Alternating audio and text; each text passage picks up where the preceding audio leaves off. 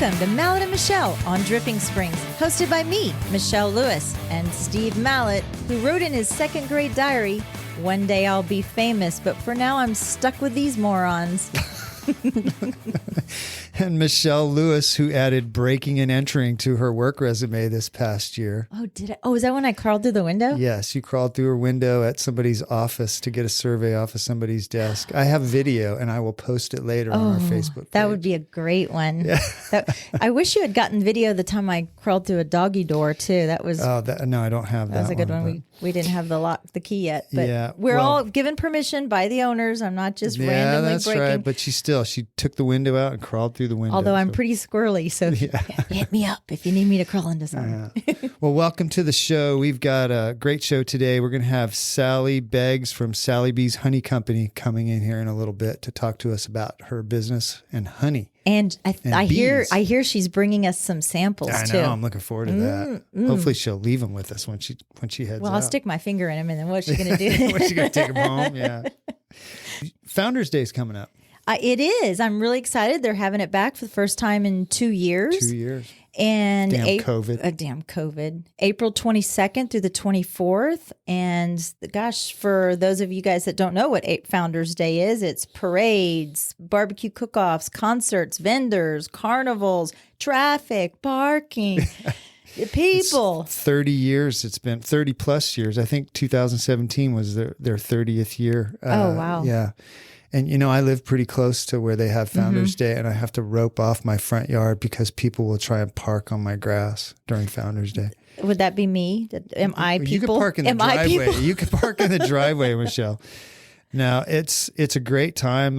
When I first went to Founders Day in 2004, it was way smaller than it is now. It was almost like a block party, and now it's huge. Well, people from all over come over, and it's so much fun. I think my favorite part is playing Frogger, trying to get across 290 or 12. You take your life in your hands. Yeah, wherever you park. Yeah, don't do that, folks. Go down to the light. And if you want to drive in town on Friday night and the parade is just letting out, you think that's a good idea? Don't. No, it's an awful idea because the parade floats actually come out onto 290. Yeah. It also happens during homecoming week, which they didn't have it last year also. But it's a lot of fun. You bring your kids out there. Make sure you bring a H-E-B sack or something. For all the candy. Yep, they'll throw the candy out. It's so much fun. And the dentists throw toothbrushes. Yeah.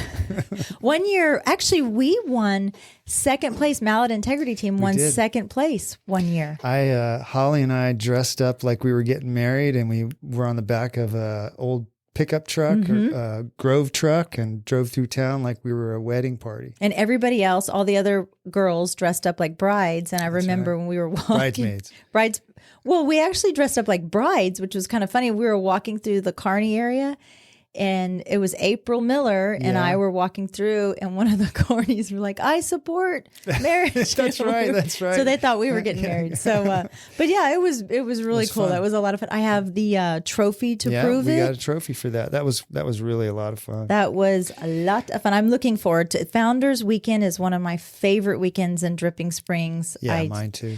Tell people, because they have the barbecue cook-off, and you go around and there's like 100 people, 100 different groups cooking barbecue, and they don't sell it. There's like a system. Well, you go, so they'll sample it. And so the courteous thing to do is drop them a tip. A couple of bucks because they are giving you their meat away. It's free meat. Yeah, they buy hundreds of dollars worth of meat. Absolutely. Well, it's meat. Let me think if I'm going to get this right. It's meat, beans, chicken, salsa, and I think there's one other, but I can't remember. But you can also sign up to be I think. Is it cobbler? I don't remember. But you can sign up to be a judge, which you get to go into. I think it's like the little one of the little buildings off to the side, and you sit there, and they bring you 15, 16 pieces of meat, and you rate it. Yeah.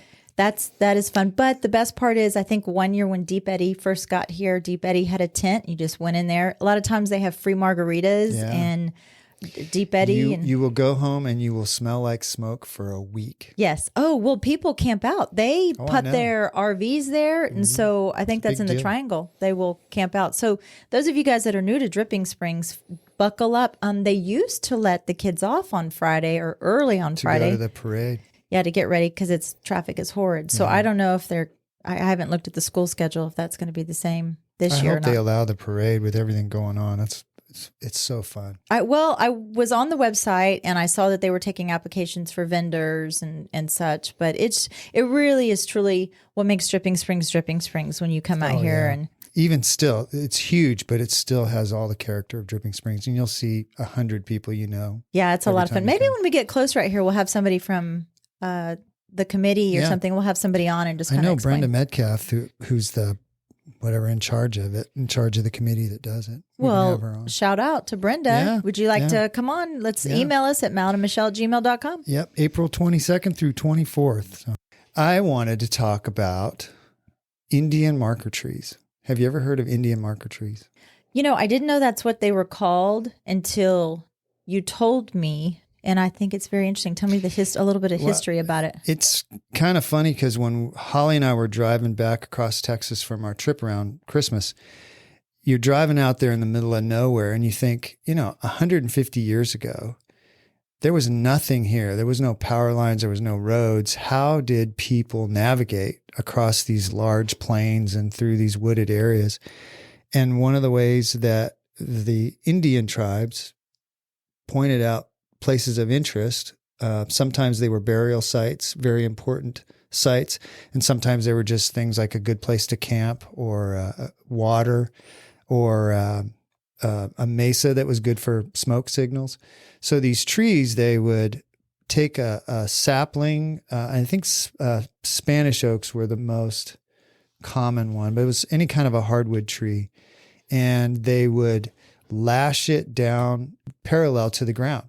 So they bend the tree over and they'd lash it down, usually with a leather, sometimes they're called thong trees because it's a leather thong.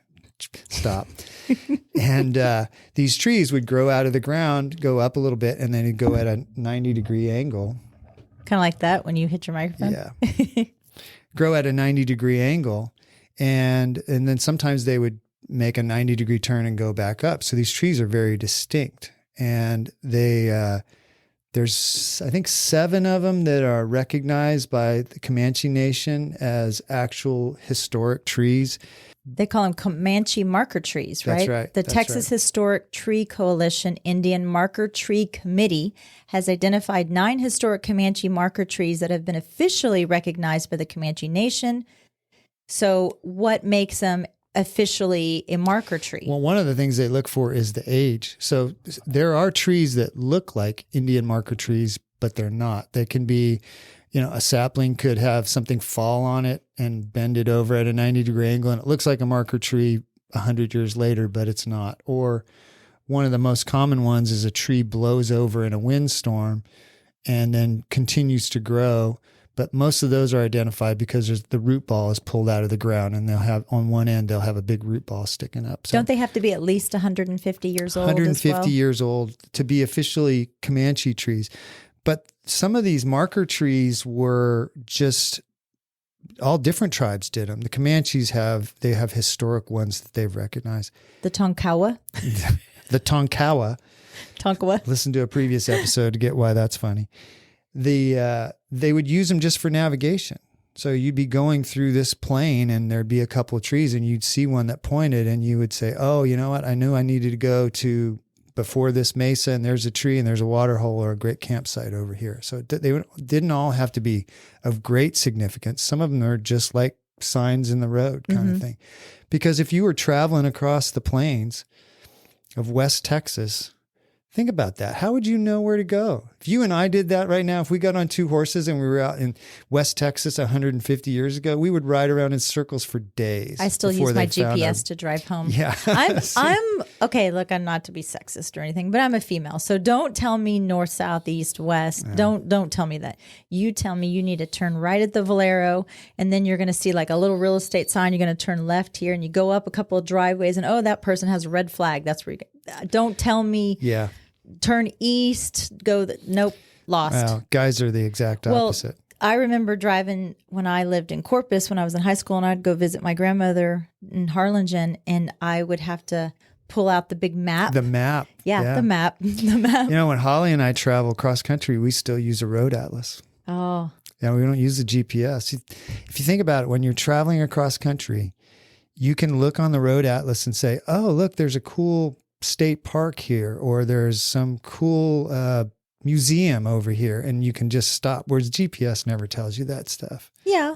Yeah. I mean, do you remember when you used to pull it up on MapQuest and you'd have to print it out and your printer would run out of ink or something? Yeah, and you'd be like, oh, that's right. crap. Yeah, well, they gave you directions like you like. Yeah. Turn left at the Valero. Yeah. Hey, I'm not wrong. I'm No, not you're wrong. not. You're not. Yeah. So, along with our Texas marker trees, I thought it would be a good time to give my tips from a native Texan. You know, I was born in Texas. My dad, my Am I grandmother. allowed to comment since No, I'm not? you're not I'm native. just gonna sit You here can quiet. give me your commentary. You can give your I'll give you my smart aleck. commentary. Okay, so you ready? Here Yes, it goes. go Okay. right ahead. You have 10 of them? I think I have Or they 1, just- 2, 3, 4, 5, 6, 7, 8, 9, 10. 11 or 10 or 11. Ooh, Yeah, okay. okay. All right, go. Okay, ready? So winter is at 6 a.m. Spring starts at 10. Summer is at 2 p.m. Fall starts at 4-ish. Dress accordingly. Yes, all in the same day. All the time. Okay. Welcome to Texas. This is a big one, Steve. Okay. This is a Okay. big one from a lot of people moving from out of state. It's a breakfast taco, never a breakfast burrito. Okay. Never. Californians get that messed up. Never, a lot. never, never. You're going to get an eye roll. And also, being on a diet means you order your taco on corn and not on That's flour. exactly right. Okay. So when someone lets you pass on a back road, you better wave as a thank Oh, you. without a doubt. Always. It's just Like courtesy. It's Texas. A big wave, not just a little finger Little wave. finger like wave. you put your hand out of the window and wave. Absolutely. Now here's some table etiquette. I have a couple little table etiquette tips. When ordering guacamole or queso for the table, Is it guacamole? guacamole, or my daughter-in-law's mother calls it guatemole because she's from Guatemala. Guatemala. Use a plate. No double dipping. That's gross. Disgusting. Yes, I agree. Tex-Mex and barbecue are food groups. That's true. Okay. The majority of Mexican food in Austin, and I'm going to get some butthurt people, that is Sorry. not Tex-Mex. That is Austin Mex. You want Tex-Mex, you go to San Antonio or you hit right around San Marcos. There's a couple of places in Austin, Habaneros being my favorite. Chewy's is not Tex-Mex. What's the difference between Tex-Mex and Austin? Yellow or Mex? white cheese? Yellow cheese. or white cheese? Yellow cheese is Tex-Mex all day long. I don't know. Austin, when I first moved here to Austin, I mean, I'm from the Valley. Like that's Tex-Mex. That's really good. And this Austin Mexican food too. I'm getting hungry. Yeah. So, okay. So here's Spanglish is the official speak of Texas. I true. kind of grew up half speaking Spanish, half speaking English. Like you just said, guacamole. Es guacamole. Yes. Huerita Barbie. Yes. You can relate to this one. I'll let you comment on this one. HEB is life. Get used to it. We don't shop at the yeah, love Piggly me some Wiggly or HEB. the Safeway or the Aldi's. Now I do like Trader Joe's. Okay, I admit I'll cheat on HEB, Yeah. but HEB is life. It's like in Texas, you only go to Albertsons if there's no HEB around. That's right. If HEB has burned down the road. That's Actually, the last time I went to see my daughter-in-law for Christmas in California, I thought I was going to get pulled over or have my luggage searched because I had 100 flour tortillas in my suitcase. I almost hit the limit. I was like, maybe you pull out 2 of those packages of tortillas. So, yeah. Okay, so this one's interesting. Texas is the only state to enter the U.S. by treaty instead of annexation. This allows the Texas flag to fly the same height as the U.S. flag. I didn't know that.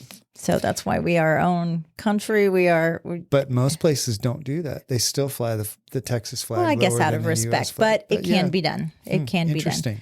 I never knew that. Now, you are not this guy because I've very rarely seen you wear one, but when you sit at a table or you come inside, what do you think comes off of your head? Don't wear a hat. Yeah, Take your hat off. We were sitting at Get Along Grill the other day, and 3 of those people were wearing hats at the table, and I was like, they're not from around I always here. wondered why that tradition died.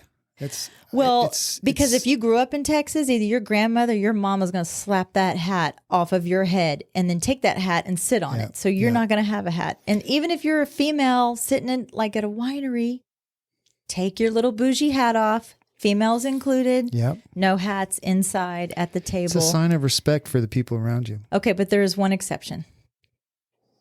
If you're bald. No, if you're wearing a cowboy hat and you're at a rodeo or you're at a country bar, then you can keep country bar for sure. You can because it's a costume at that point. That's right. So now this is probably one of the most important tips. This is my final tip, and I can kind of spread some out through our podcast, but this is a very important one. I'm from Texas. Okay. So after my second, wow, or that's crazy, I need you to wrap up your story because I'm over it. Okay. Wow. That's crazy, Michelle. Well, we're going to take a little break, and Sally Beggs from Sally B's Honey Company is going to come in here and talk to us about her business. And she's been in dripping for a long time. She has. I've known her a long, long time. Her kids went to school with my kids, and PTA president, and her and her husband, Rich, have started this new endeavor, and I'm really excited to hear about it. Yeah, me too. We're going to take a break. We'll be right back. This show is brought to you in part by the Mallett Integrity Team, serving Dripping Springs, Austin, and the surrounding areas of Central Texas since 2004. When you need the best real estate advice and service, give them a call at 512-829-2062 or email them at mallettintegrityteam.com. Well, Sally, welcome to the show. Thank you very much. Yeah, Sally Beggs from Sally B's Honey Company is here with us today, and I think you two go way back. I think I'm in trouble. We do. We're cheer moms. We're reformed cheer moms. That's right. Well, we were football moms. Even like way back into Rooster Springs Elementary. Oh my God. So, Sally was PTA president, so I did a lot of laminating for her and cutting out and a million times. A lot of laminating. A lot. Thank you so much. When did you move to Dripping? In 2004.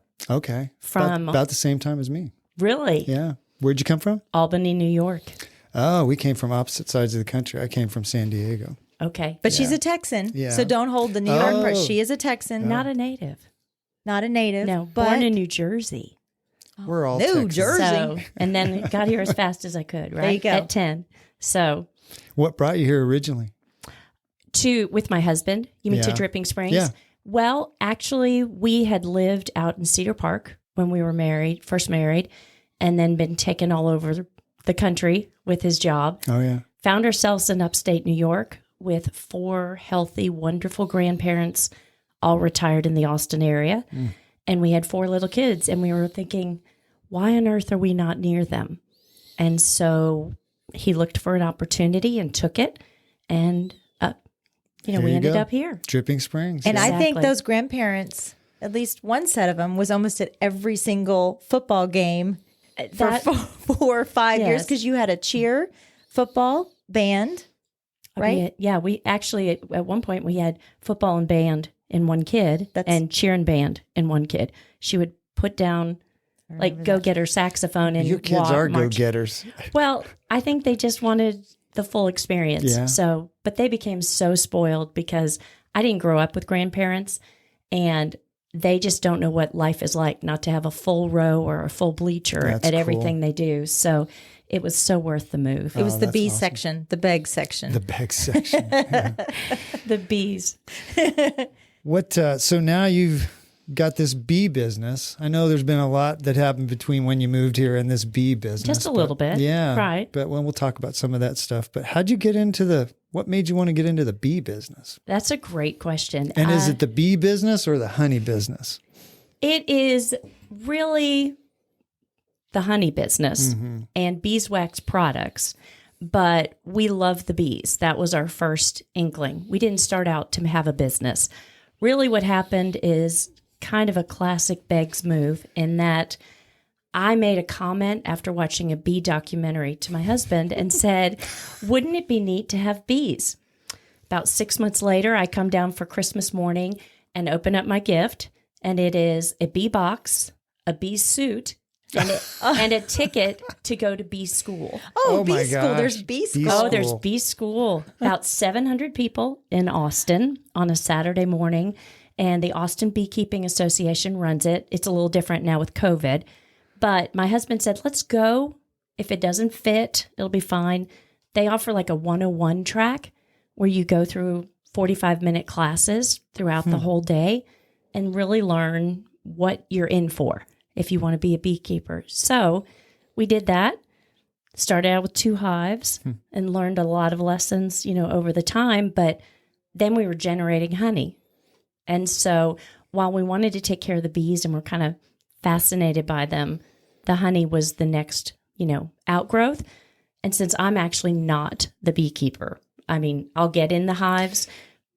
That's all my husband. So getting in the hive requires getting in the suit, right? Yes. He has the best videos. He has the really? best videos. He's great. Yeah. He has taught more people. I mean, he really should have a YouTube channel. Yeah. So, because he's so fired up and his enthusiasm is contagious, talking about the bees and his fascination with seeing the creation. So, anyway, I said, well, okay, we're going to have a business. And he's like, can you make a website? So we went from there and we've done our research and learned a lot about how to make the various products. And so that's my job, is more of the creative. And I joke about that I am the research and development department. R&D. I'm the marketing department, and I am also the shipping department. Oh, it's my job. Yes, Like, exactly. You brought us a Jill couple of of all things. trades. That's right. I did. You brought us some lip balm, and then I see 2 different colors of honey. Yes. So tell me about that. Well, what we learned that I never knew growing up in New Jersey and Houston, I did not know that honey is dependent upon what the sources of nectar are for the bees. So depending on what they're foraging in, the honey can vary in color from almost a pale watery yellow to dark, dark, dark, like motor oil molasses color. So what we brought you is to show you that within the same year, depending on what the location is, the color can vary widely. So, And you can't control that. no. It's we whatever can the bees plant. decide to do. We can try and we Yeah. can plant. But to give you an idea, this lighter one was much lighter last year because, and we're guessing, most of Central Texas honey has been dark this year, darker. And we think it's because of that freeze we had that they lost some of the plants they would have foraged in earliest, like in March. Okay. Those died. And so it changed the nature of what they brought back to the hives and how the honey turned out. So, but we actually, because we were so fascinated by the difference, we started offering a sampler of because we have several out yards, different places, different ranches and things where we keep honey or keep bees. Out yard. So that's, you own the bees, but they're living on somebody else's property. Exactly. Gotcha. Exactly. Just these people are too big to have an ag exemption, but they want to support the environment and the bees, so they allow us to keep bees there. But what we do is we actually each year bottle 3 different locations of honey in the same little thing in a sampler with different color lids so that people can see. That's cool. And so it's kind of a fun way for you to get a taste of Central Texas and the wide variety. Yeah. So the process. Yes. So your husband takes care of the bees. So you got your bee box. Is that what you It's call a it? bee box. Bee box. There's nothing in it, right? So what does it look like inside? Great. Okay. So it looks almost like a filing cabinet with files hanging, like hanging files. And those are called frames. And each of the frames, it has not changed. We use Langstroth hives, which haven't changed really since like the late 1800s. But they figured out after observing them in the wild, there's a certain distance you hang the frames apart that's optimal for them making comb. And so they build the honey, the comb, that's the wax, and then they put the honey in it. So what's amazing is to just think these guys live about 6 weeks, depending on the season. That's what we were reading, yeah. And yet what they automatically know, each of those individual pieces of honeycomb is tilted. I think it's between a 9 and 16 degree angle. So obviously the honey will not run out because it's tilted up. And then they fan it so that it gets it down to the right moisture content so that it doesn't ferment. And They meaning the bees. bees. They literally sit in front of it and fan it, and then they cap it off. And that's when we know the honey's ready. It's ready. If we take it too soon, it's not capped off. It will ferment. Capped off meaning there's a hard shell. There's Like a a wax wax cup. put right over it. So there's the little hole filled with honey, They cap it off when it's ready, and it won't go bad in the hive that way. And I read something about its octagonal shape because Yes. that's the best shape to preserve the honey, I think is what it was. Do you know the reason why it's octagonal? I don't. I've heard a lot of different theories, Yeah. but I guess we're all guessing what the Yeah. bees are thinking. Yeah, it's amazing the hive mind, right? They Yes. all know what the whole hive is doing, but they all have different jobs and they all know how to do them. Exactly. Yeah. Exactly. So you got this box with the little filing cabinet pieces in there, and you order bees online. Where do you get your bees? It's so funny. The first time we picked them up, there's a group called Bee Weaver that used to be in Dripping Springs or had an offshoot in Dripping Springs. And he's never thought about that one before. So they sell like different types of bees. Okay. And so you can buy Italians or Russians or whatever, but we are looking for buying bees that are basically survivor stock. Okay, how deep do we want to go here? It's as deep as you want to go, Sally. We want to know about bees and what you do. So there is a mite called the Varroa mite that came about in, I think, the 80s or the 90s, started attacking bees. Okay. And so it gets on them, just your typical kind of parasite. And the Weavers, Dan Weaver, took 1,000 of their hives. His family, they are longtime beekeepers, and took 1,000 of the hives and did not treat them with any kind of help for those mites, nothing to kill the mites. He was left with 10. And so 90% of them died out. more than that, 10 out of 1,000. Oh, out of 1,000? Out of 1,000. Oh, yeah. I was thinking And 100. so, but from those, he has continued to breed because something about those that they had extra traits, hygienic traits that allowed them to better battle the mites. Wow. So we buy those because it reduces how much we need to do and intervene to help the bees because we want it to be as pure as possible. Yeah. And not to mess with what they do naturally. So you buy bee preppers. They're like stocking all the rice and beans. They are. And then we order our queens because you replace a queen periodically, and they will come in the mail. The queen comes in the mail. You should see the mailman's face when it says live bees on the outside of the envelope. So there is more than just the queen. That it's the queen with some other helper bees with her? Exactly. Exactly. So it comes in a queen cage. Okay. That, anyway, as an old band mom, it looks like an oboe reed holder to us, kind of. It's a little rectangular wooden box and it has mesh over one end so they can breathe. And basically the ends are stuffed or plugged with like a cork, or they have a hard piece of candy. So you take that little queen holder, queen cage, put it in the hive. They will attack that queen like crazy because she's not familiar. Oh. But she's protected inside the box. She's protected inside the box. But within a couple of days, they can eat through that hard candy at the end because they're trying to get to her. And by then, she's been releasing her pheromone frequently enough That's amazing. that they've accepted her. I can see why your husband's so into the bees. It's fascinating. He isn't loves it. He's like, it's fascinating. ultimate proof of a creator and creation, Yeah. and it's just amazing. Yeah. So It's fascinating. Huh. we're kind of entertaining at parties now. Yeah. So I bet. guess what we talk about. Yeah. So You put the house up, the bees, you put the bees in there, they build the honeycomb out of this wax, which I think is it's a secretion. Yeah, but kind of- it's edible, isn't it? The wax part? Okay, Yeah. so we'll talk about that.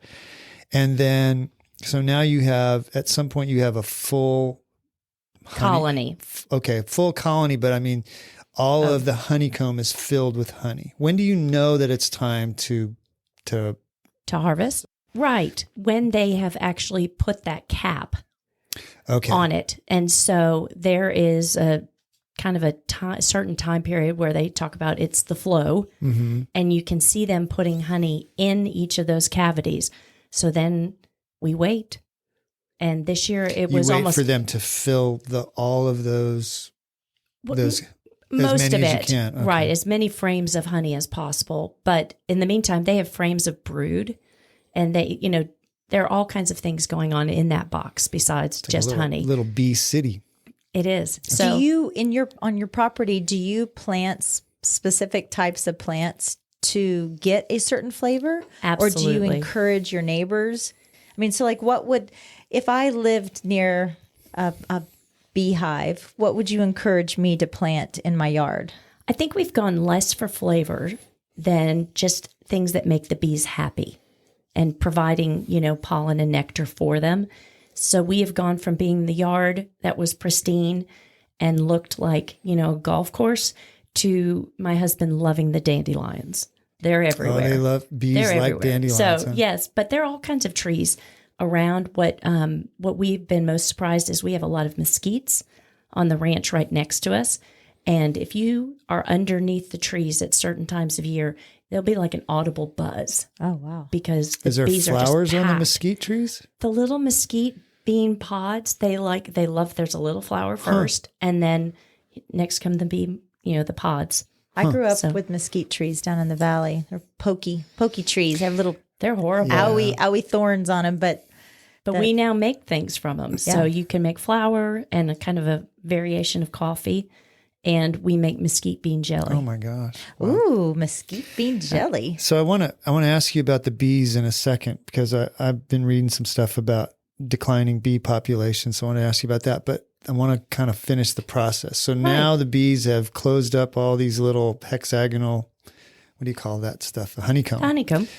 And now you need to harvest it. What's the next process? That's when the fun starts. So Rich will go out and collect all the frames, bring them back to the house. So so is that the part where you have to smoke them or something? Because I'm sure they Yes. don't like you pulling the honeycomb out. I mean, how would you feel if someone ripped the roof Yeah, off your exactly. house and Yeah. came in and started stealing out of your fridge, Yeah, right? yeah, exactly. There's So nothing in his fridge.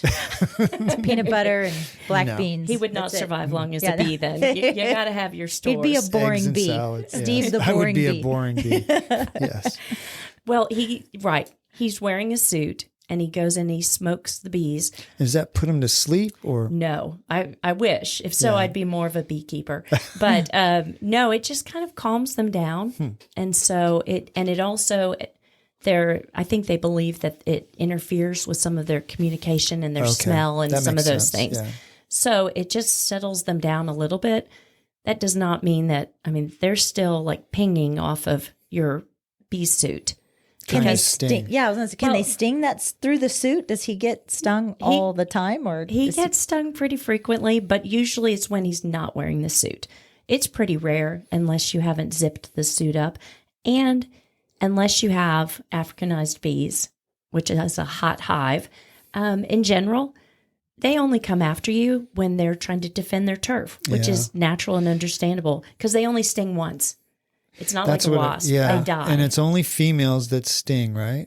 yeah. And generally it kills them when they sting. It rips Yeah. it 'Cause rips their 'cause they're abdomen barbed, yeah. open. Yes. I read something about there are certain types of bees that are not, the stinger is not barbed, but they're pretty rare. I guess most honeybees So here. not honeybees, Yeah, right? There are right. hundreds of kinds of bees out here, but as far as honeybees, no. Okay.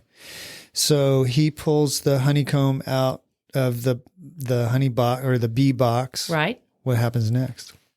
Puts it in a tub and loads it up in the truck, brings it back to our, farm. It's a barn, but it's a barn dominium Okay. and kind of honey central for us. Honey Central. And Like so, and this is where we have a lot of fun because we invite friends and family for the harvest because there are probably less labor intensive ways to do it if you're in the big leagues.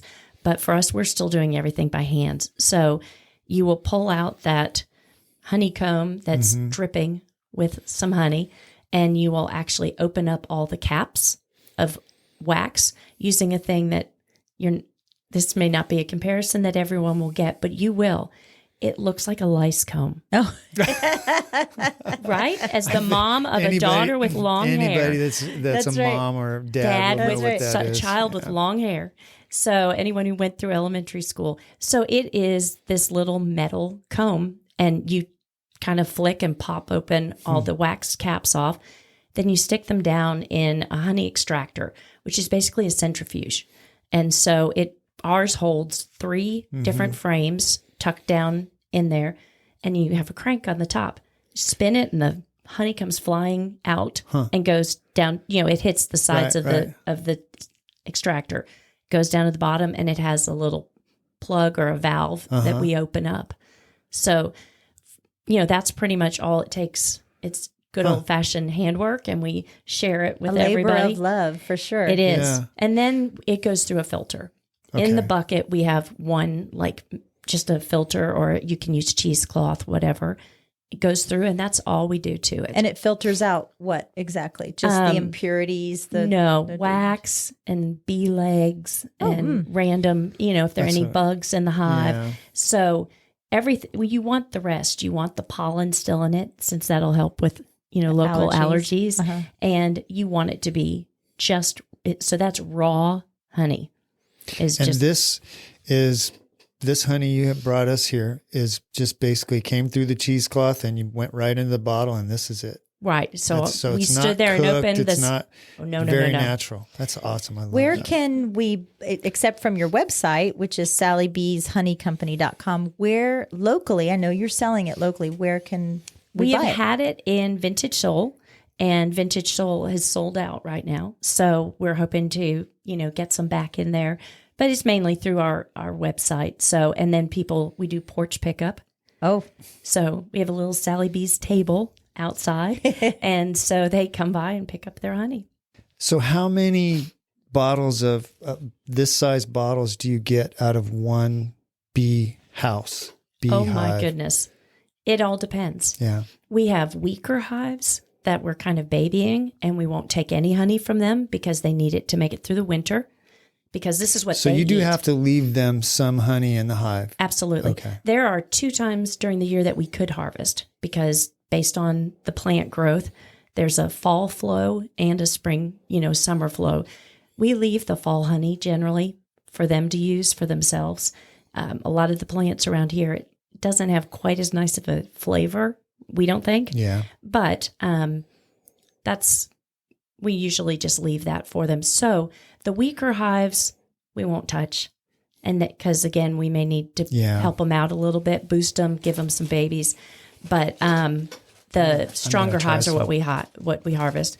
I think I just read the world record for the amount of honey from one hive is 400 pounds. oh wow. You're kidding. We would never. Steve is squirreling some honey I'm on going a to try biscuit. some of this darker honey right now. I'm going to my mouth is actually when Steve walks watering. out, I'm just going to pour it right in my mouth. There you go. I drink or eat honey almost every single day because I'm a big hot tea drinker, and I eat a lot of honey, and I tend to go right for the Texas honey. And you mentioned something about allergies, and do you know a lot about that? Like why? If someone has moved here to Dripping Springs, and it usually isn't the first year, right? They say it's the second year that'll get you the allergies. Right. Why do you think that's so important that you are ingesting these bees that have harvested this honey, or you've harvested this honey from local flowers and mesquites and so on and so forth to help with your allergy? What is the science behind that? Your layman's explanation about it. Since I'm not Dr. Yes, Beggs. you're not Dr. Beggs. No health claims Yes. here. But my understanding is it's much like exposure therapy, as far as if you have a nut allergy, sometimes they will take, a year or two and Microdose. slowly. Right. And so that it's the same concept, that having that exposure, that your body acclimates and no longer has that histamine reaction There you go. to the pollens. Well, then you don't have to get shots every.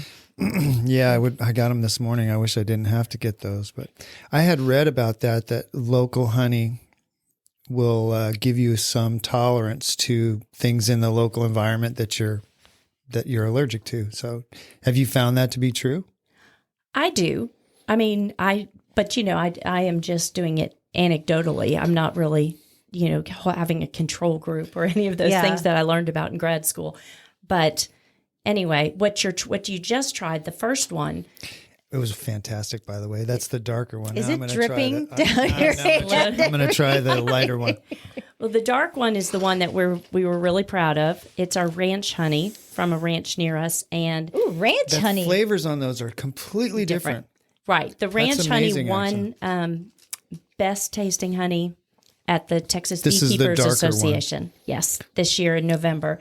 So that's where all the commercial and hobbyist beekeepers gather.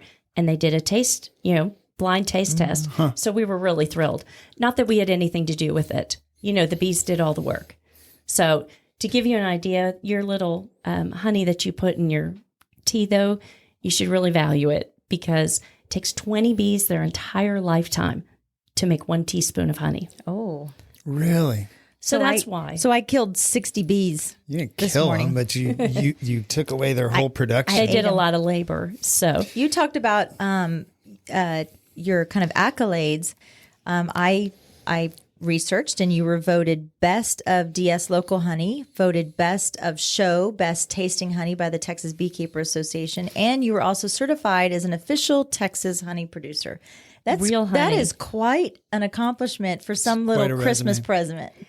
present from Rich. So we've come a long way. you really have. I mean, you kind of have always been, as long as I've known you, a jack of all trades. And one of the things that, aside from bees, that I have loved about you and I knew was your mom making skills, Homecoming mums. And have you ever made a bee mum? No, I haven't, but I have friends. I actually belong to a professional mum making group called Mums Inc., where I get business. We exchange business tips. We have seminars. I know that's kind of funny for the people who like to, just enjoy the meme aspect of homecoming mums, but it is a business. And so, what's another season that's popular for mums is with babies. A lot of people want a mum on the door of the hospital when they have a baby. Oh. And so that's where I've seen a number of those mums done in bee themes. And it's, because the streamers will say the baby's weight and name, and it's just a cute idea. Over the last couple of years, due to COVID, we really haven't had the big homecoming hoopla here in Dripping Springs that you normally would have. And I think that people who come from out of the southern state, especially Texas, what are these giant flowers these kids are wearing? Bells and whistles. Giant is the word. Well, Right. Kendall, I used to make. You make nice ones. I used to make them. I think I had one where a couple of them you'd have to put them on around their neck. They were so Ribbon big. around But them. you made some for my daughter for some of her little bows that were loving on her. But it's crazy. It's an insane lights and whistles and It's fun. We are still pretty low key in this area compared to parts of Houston but and you're Dallas. very talented though. I mean, Thank we're you. catching up. We're catching up. That's Mums by Mom, right? by Mums Mom. by Mom. So that was my total accidental business. Stay at home mom, helping my daughters make mums. And somebody said, hey, can you make my daughters? I'm really not crafty. and I'll pay you. And I'll And pay you're you. like, yep, I'll do that. And so I'm going into my 10th season. Yes, you've That's done it for crazy. Wimberley, Lake Travis, all over. But Dripping Springs I is average kind of about 30 schools a year. How many mums do you think you make in a homecoming season? Oh, I usually have to cut it off at about 125.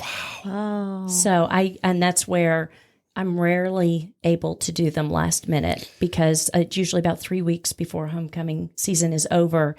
I'm maxed and I have to say there's only one of me, and working, 120 hours in a week might not be healthy. So Yeah. What's a typical mum cost? that's a great question. It varies widely. So, and it varies where you are High and to who you are. low? Okay. In this area, probably $45 to $350. Wow. So, but what I will say is this is a great thing I learned from my mom's group that we applied to the honey business is you have to know your customer. So I know exactly where my customer falls. My customer is not the person who wants everything, all the bells and whistles, and wants the whole school talking about. It's more I just say I'm in between the florist and HEB. Yeah.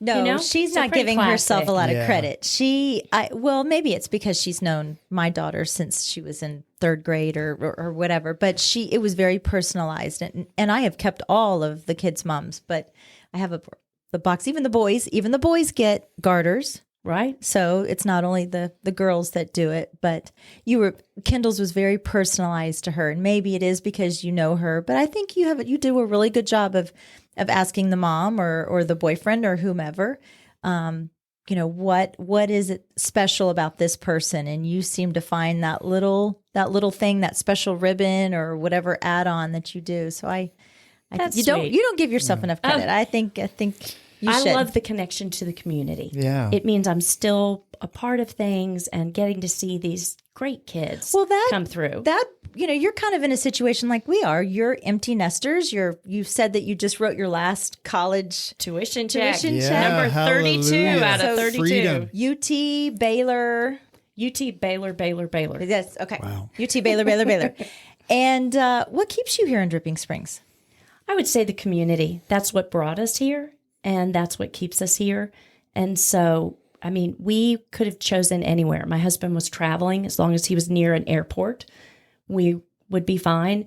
But we were very purposeful in doing our research and picking Dripping Springs. And now, I mean, we're in love with the community. Yeah. They've rallied behind us. Yes, it's just, no matter what the business has been, it's been great. And we feel incredibly blessed with our kids having gone through the schools. All 4 graduated here. And now our church is out here because we recently have, 5 years, Austin Ridge Dripping Springs started. So, we love our community. Yeah.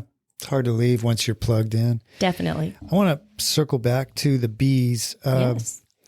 I was reading some stuff about declining bee populations, and that's fact, right? That Absolutely. Bees, and I thought, when I'm out in my yard when I was younger, there would be always bees all over the place, and now I don't see them. But do you know what's contributing to that declining population? They have lots of theories because it's worldwide. It's not just our area or just Texas. So there are lots of varying thoughts on that. I don't think it helps a lot when we're putting chemicals on our lawns. Yeah. And of course, the bees can fly up to 2 to 3 miles in range. So they're picking up everything you put on your rose bushes. So when you spray Roundup on the dandelion in your yard, the bee doesn't know that it's got Roundup on it. Exactly. We had fun. You can send off your honey to Texas A&M. They have like a bee lab where they study everything. They'll test your honey and tell you what's in it, like what pollens.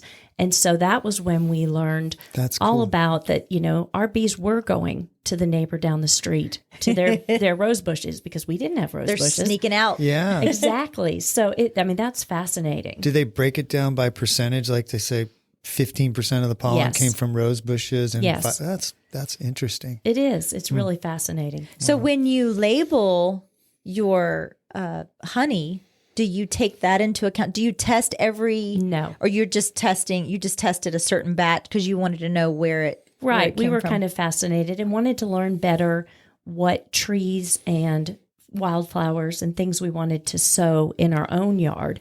But no, we don't test all the time. The bee lab takes a long time. They're pretty slow getting back to us. So we wouldn't be able to sell anything because they wouldn't get back to us until, the winter time when they have time. I thought it was fascinating what you were saying about the mesquite because when I was a kid, we used to rub those mesquite pods and burn my brother or whatever on the sidewalk. That's a Texas thing. You take a mesquite idea what pod, you're talking you about. rub it on the sidewalk and it gets real hot and then you burn them. But I didn't realize. Brand I your thought that was a brother? Michelle thing. That would be a Michelle thing. I'm scared. I had 2 brothers, but I did not realize that the bees would go after those pods. So the actual right before the pods come. The flowers. And the flower. So that's interesting.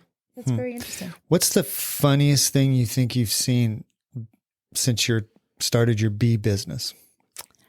With the actual bees? Whatever the or Rich funniest being thing. chased by bees, or That's what I was about to say. My kids' favorite picture of their dad is Rich riding our mower in a bee suit. And that was very early on when we didn't quite know that you can change out the queen. That's a long story too. That if you change out the queen of a hive, because they don't live very long, you can shift the genetics of the entire hive within about a 6-week period. So we had to learn the hard way that if you get a hive that has gone feral and is more aggressive, then you kill the queen and replace her with a nice, gentle new one. And I have to ask. yes, How do you assassinate a queen bee? exactly like you would think. Take a hitman out for Oh. It's not, I mean, it doesn't make you happy, but I'm sure it doesn't. But I know the only reason I asked is because I know there are people out there listening like, well, how do you kill it? So, But it had in order to produce more honey. yeah, no, I get Well, it. I get it. No, and it's not just that. I would say that in general, I mean, queens have a really tough life Oh, yeah. because Don't we all? Yeah. Don't we all? but they don't ever leave the hive unless they are mating at the very beginning of their lives or if they are about to swarm. Sounds like my go find 30s. Well, I was just reading here, honeybee queens lay between 1,200 and 3,000 eggs every single day. That's a good queen. And that's Yeah. why you might replace a queen. Yeah. Because if she's That's getting crazy. old, she starts to slow down. Yeah. And so if you don't have a good queen, it's not about the honey production. She is not replacing the babies and then the workers. So that hive is not going to thrive It will in general. eventually decline to. And it also becomes very vulnerable because at that point, if you don't have all of these bees doing their jobs and they guard the entrance to the hive and doing all those different tasks, then they're going to get attacked by wax moths or be more vulnerable to whatever gets in the hive. And the bees actually maintain the temperature inside the hive, right? They keep they it cool do. and they keep it warm. They fan. And so what's fascinating is that like when it's really cold, they form like a football shaped cluster around the queen and they rotate who's on the outside, Wow. keeping it warm. And so, I mean, there are limits. We lost. I was going to say, how did you manage last year? Do you cover them or something when it we're going to have this big freeze? Or heaters or No, I mean, you have to leave nature. survival of the Yeah, fittest? it's true. What do they It do is. in nature? It's Yeah. just more a matter of what we think happened to ours last year was they probably managed the cold well, but because it's so warm in there and the outside's cold, condensation forms on the lid. And the one thing bees really don't handle well is water. Oh, really? So it dripped on them. They drown easily. Oh, yeah. And so that's what we think, that then they were wet, couldn't stay warm. And so, but yeah, between the very cold freeze and the Onion Creek flooding, we've lost hives in some brutal ways. Yeah, because I've seen that water has come up almost to your deck, right? Did it come up to your deck? And, when we bought the land, they said it's never done that. So, but we had, a yard right in our yard up against the fence, creek, actually 150 feet from the creek. Wow. Actually more than that. And so, unfortunately, the fence started to give way, and so they washed away. Oh, no. And Oh, so, no. yeah, you've never seen such a sad husband. Oh. So, Sally, you were mentioning Real Texas Honey. Tell us about that. It is a certification of sorts that you have to apply to get. And they ask you all kinds of questions about how you treat your bees, your methods of beekeeping. And once you're certified, then you go on their website and people can check it and know that they are getting true honey. Because one of the big issues, and if you ever watch Rotten, the series, the documentary series, adulterated honey is a big So they problem. buy cheap honey from someplace else and mix it. Yes. They're cutting the honey. They're cutting the honey. They are, or they're just producing some variation of sugar water. It's kind of the difference between your really cheap pancake syrup and maple syrup. Oh, yeah. There's a big difference. And so Americans consume almost 3 times the amount of honey that we produce here. So where is that coming from? So Is it's it best real? to buy local. It is. It really is. And there's a price for that, for being local and knowing where your honey is from and how it was handled. I think more people, though, are open to that than ever before. I Supporting completely local agree. businesses, using local products. I think that's a bigger thing than it's ever been. And again, you Definitely. can go to sallybeeshoneycompany.com. I'm on her website right now, and it's a beautiful Great website. Pictures, yeah. That's Yes. rich. Bees. Sally Bees. Sally Bees. Yes. Let's talk real quick about tax advantages of keeping bees. 'Cause I think it's really great what you're doing to support the bee population. I read that 3 out of every 5 food bites in this country depend on pollinators. Yes. So you think about our Birds, food supply, bees, more than all half of of them. our food supply is dependent on keeping these bees healthy. So, But there is an advantage to us. Yeah. So now, not personally, because we don't have the acreage. We started beekeeping without so how many having acres do you have? just under 3 Yeah. or just at 3. So what I read was you need 5 to 20 acres. That's 20 is the most you can have to claim a bee exemption.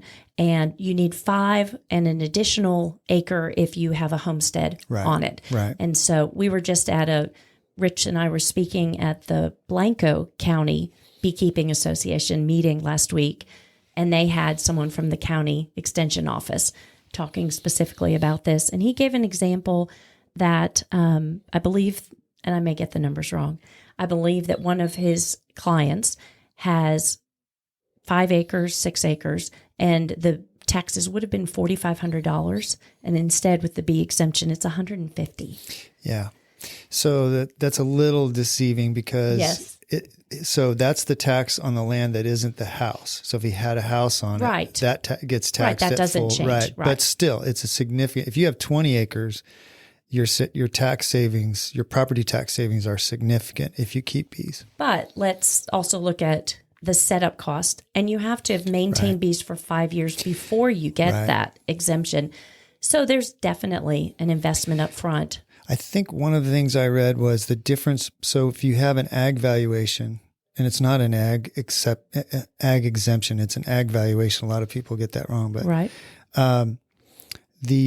You don't have to prove with bees that you are making money. If you have goats or cows on your property, you have to prove to the county that is a business to keep your ag valuation. So that's one big advantage. You don't have to produce a certain amount of honey and prove that to the county. So that's a big advantage. Right.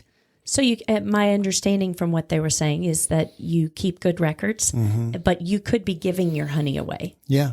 And so that's because the bees provide the value to the environment, regardless of whether or not you are making a profit. And you said that Rich will go, or he has gone to other properties if they have found them in cable boxes or in their honeybees. He's not just going to go out to some random. Not Africanized honeybees. He learned this the hard way because one of the first extractions he went to, it turned out, they were wasps. Oh. So now when someone calls him and says, we have these bees, we need to get rid of them, he will say, can you send me a picture? That's smart. And so before he drives all the way over to, Timbuktu. So yeah, he's pulled them out of water meters, out of a walls? barrel. He does not do walls. Yeah. But the process of getting those out is he looks in the hive for the queen, right? So they're all in that water meter running around. He looks for the queen and puts that queen in a box, and then all the bees, because he can't scoop them out, can he? No, with the water meter, it's kind of fun. I think He wrestles them. He's like, come on. It's called the shake method. But he has like a clear plastic tub, like you put your Christmas ornaments in. And so he picked up, because they had formed all of the comb on the bottom of the water meter lid. Yeah. He literally took it and shook it once really hard. So there's the surprise factor. They fall into the tub and the majority will stay there. So then he looks for the queen. The queen looks different. She's longer, her abdomen is bigger, everything. And often if she's with a beekeeper, we put dots on our queens so they're easier to spot. But he looks for the queen, and if she's in there, he can just take those and leave and set them up in a new house at our place. If she's not in there, he has to find her because they will not stay anyplace. That's what I hear. Where the queen is not. And so that's always, she's the queen. because they're loyal to her. They are loyal to her, and they know instinctively. So they're fascinating. What should we have asked you about that we didn't? Anything else you want to share with us? Oh, that's a great question. I liked talking about the real Texas honey just because it's very hard to explain to somebody about what you're buying sometimes in a large store is not guaranteed to have the same qualities. And actually, the FDA was really confused at first. They wanted to require honey to be pasteurized. Oh. And that destroys all of the benefits of honey. Sure. I mean, honey will last forever. That's what I hear. And so but you don't want to get high heat on it. I will say there's one thing, you might look at that yellow capped honey, that this is one that we put in there a while ago. It has a little bit at the bottom there. You might see the start of crystallization. Yeah. And so I always thought crystallization in honey meant it had gone bad. Well, no, it's just a natural, just like the old timey, science projects you did with your kids where you grew crystals. Mm-hmm. It's the same idea. It's about something about the sugar level and everything else. We find the lighter the honey, the more likely it is to crystallize. But all you do is warm it up a little bit on low heat. And the crystals melt. Right. And so there's no change in the value of what it has if it crystallizes. We kind of brushed over this, but the honeycomb itself, you said, can be used for other purposes. What do you use that for? Or it's edible also. It is edible. We'll cut a square of the honeycomb. And so that's really popular, especially now with charcuterie boards, because you can eat it. Oh, just so literally it's just take a bite. Dripping with honey. Yes, it's just a square cut out of the comb. For us, we are very careful with the comb because it takes a lot of energy for them to build that comb. And if they're spending the energy of building it, then they're not producing honey. And so what I'm saying is from year to year, if we say lost a hive, we will save the frames of honeycomb because we can put those in another hive. Oh. And it's almost like moving into a house that's already been built. It's a furnished house. Exactly. They will clean it up. Like they'll clean anything, debris off of it. They're very meticulous. Wow. And they'll start there instead of having to create all new honeycomb. So, the products. Well, I see the products on one of the jars here. Now, this was kind of popular when my kids were younger. This is awful to say, but you would dip the end of the pacifier in some honey. And then all of a sudden, the American Academy of Pediatrics started saying, do not give honey to babies, children under a year old for botulism reason. So tell me a little bit about that. Do you know the whole... I don't know a lot about it. I know that we're very careful to make sure that we say that. And other than that, I really don't. That's probably something that was highly processed and it broke down and got bacteria in it or something, but who knows? I think my grandmother would give me whiskey shots too if I had a cough. So, it's amazing that I'm still alive. We give you whiskey shots all the time in Something's the office. Yeah. Well, you brought us some wonderful honey, and my biggest question is, are you going to leave it?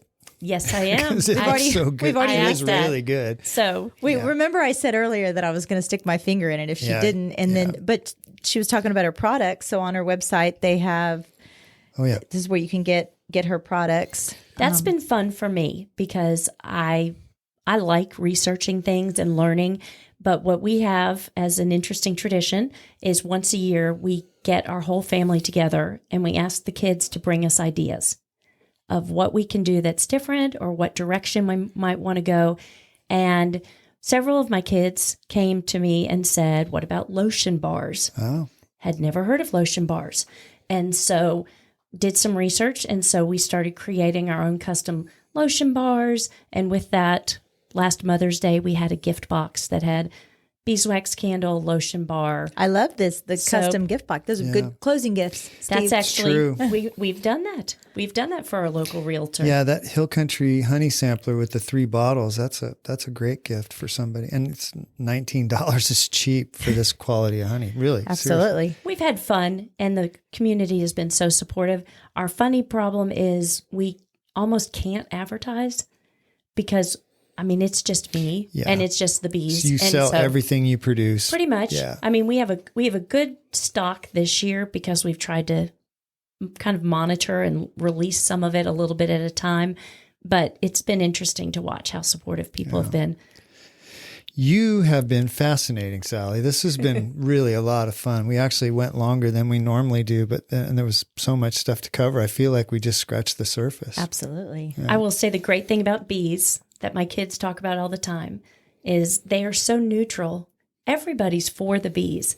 So it's so fun to talk about because you can find common ground with basically anyone who would disagree with you on anything else that you have thoughts on.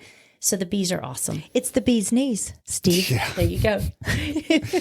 Well, Sally, thank you so much for coming in. We You both bet. really enjoyed this. So Good. wish you the Thanks best for of luck having with me. your business. You're welcome. And thanks for the honey. You Yes. bet. All right. Thank you. Bye.